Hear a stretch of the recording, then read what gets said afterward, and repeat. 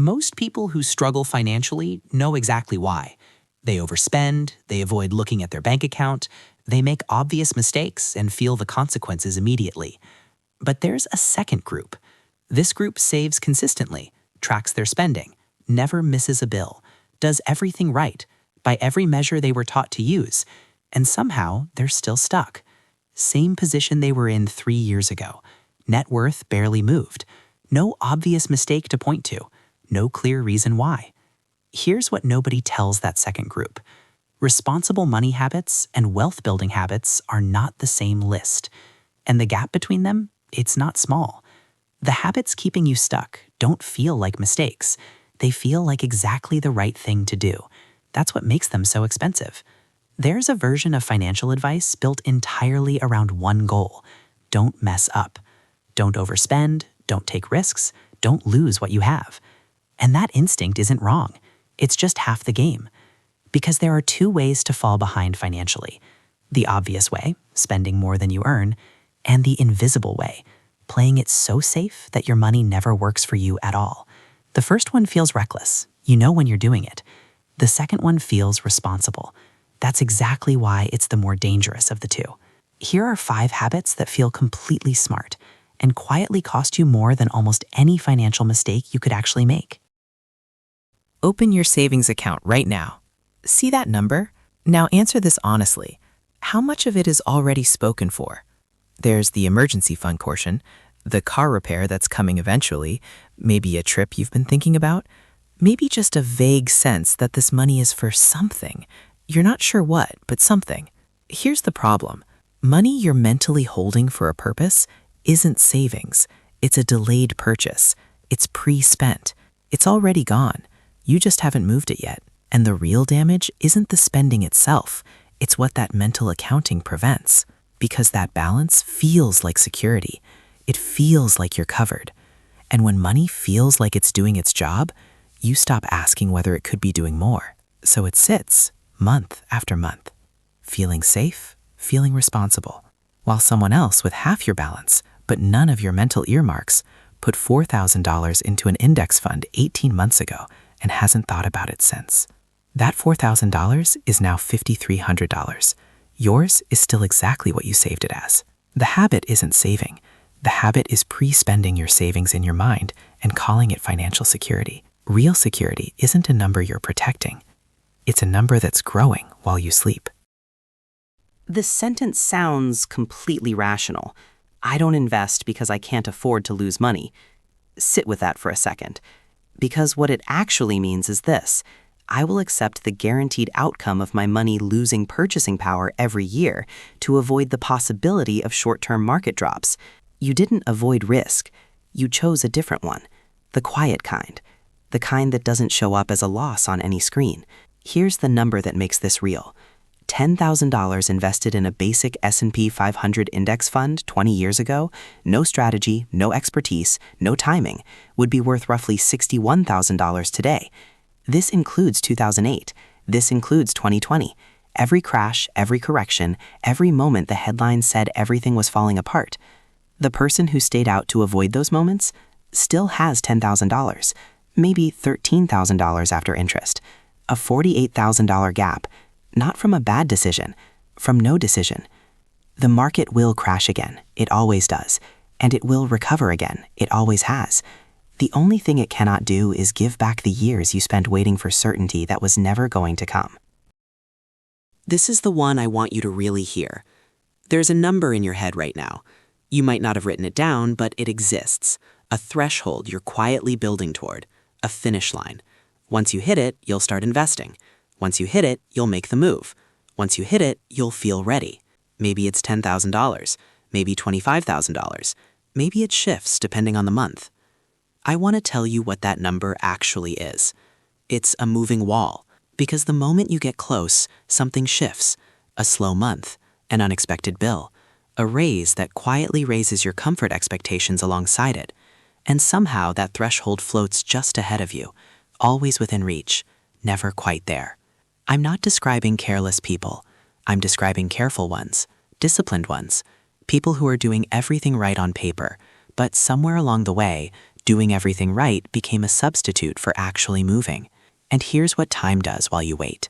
Someone who invests $300 a month starting at 25, average 8% return, ends up with roughly $1 million by 65. Someone who starts the exact same habit at 35, $408,000.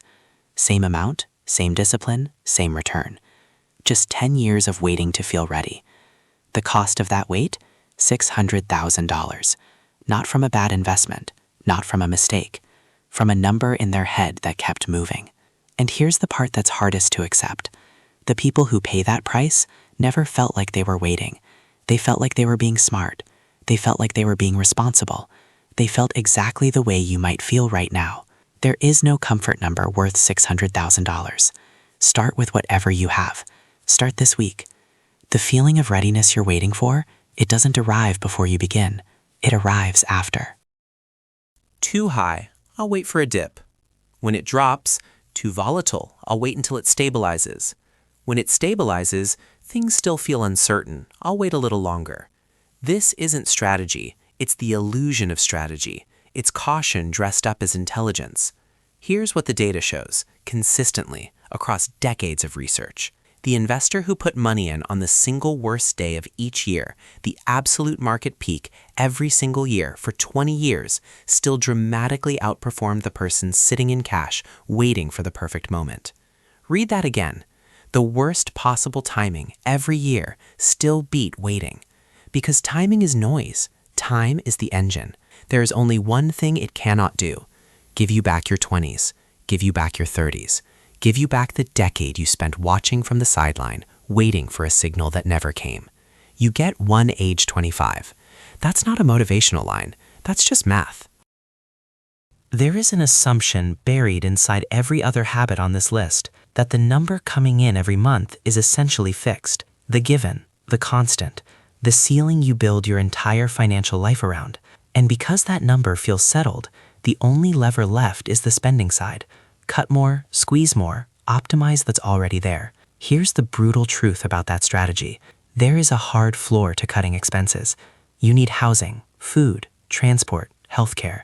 No amount of discipline gets you below what life actually costs. There is no ceiling on what you can earn. Skills compound. Reputation compounds. Experience compounds.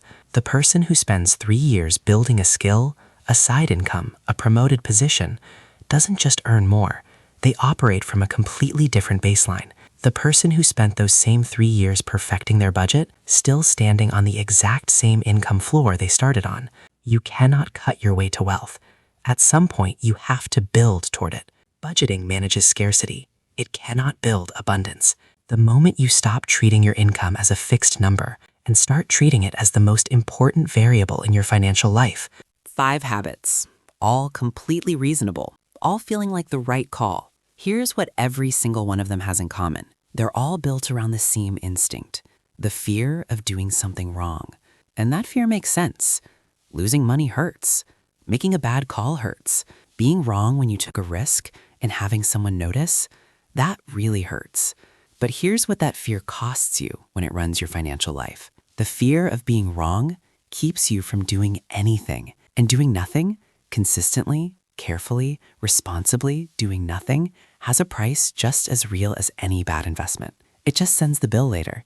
There are 2 financial games being played simultaneously. The first game is protection. Don't lose. Don't risk. Keep the number from going down. Play defense. The second game is building. Put money to work. Accept short-term discomfort for long-term growth. Expand what's coming in, not just guard what's already there. Most financially responsible people play the first game exclusively, and they're genuinely confused about why, despite doing everything right, they're not actually getting anywhere. Here's why. Defense keeps you in the game. It prevents disaster. It matters. But defense has never won anything on its own. The people who build real wealth aren't reckless. They're not gamblers. They just understood something earlier than most. Saving protects what you have. It doesn't multiply it. Your savings account is not an investment strategy. It's a foundation. And a foundation is only valuable if you build something on top of it. Not 10 steps. Not a complete financial overhaul. 3 moves. First, cap your emergency fund. 3 to 6 months of actual expenses, that's the target. Once you're there, every dollar above that number needs to go somewhere it works, not somewhere it sits. Second, start investing this week, not this month, this week. A broad index fund, whatever amount you can put in right now. The amount is not the point yet, the habit is. You cannot build something you never start. Third, spend 90 days proving your income isn't a fixed number. One skill, one service, one thing with no ceiling on it. Not to replace your job, just to break the belief that what you earn today is the only number available to you. That belief is more expensive than any bad financial decision you've ever made. The goal was never to be reckless with money. It's to stop letting the fear of a wrong move become a reason to make no move at all. Because here's the thing about staying still. It feels safe. It feels smart. It feels like patience. But staying still has a cost too. You just don't feel it today. You feel it 5 years from now, looking back at where you could be, doing the math on what those years were actually worth, wondering what would have happened if you just started a little sooner. The people who build real financial lives aren't the ones who found some secret. They're not smarter than you. They didn't have more information. They just stopped waiting to feel ready and started anyway. You already know enough. The only question is whether today is the day you decide that knowing is enough to begin.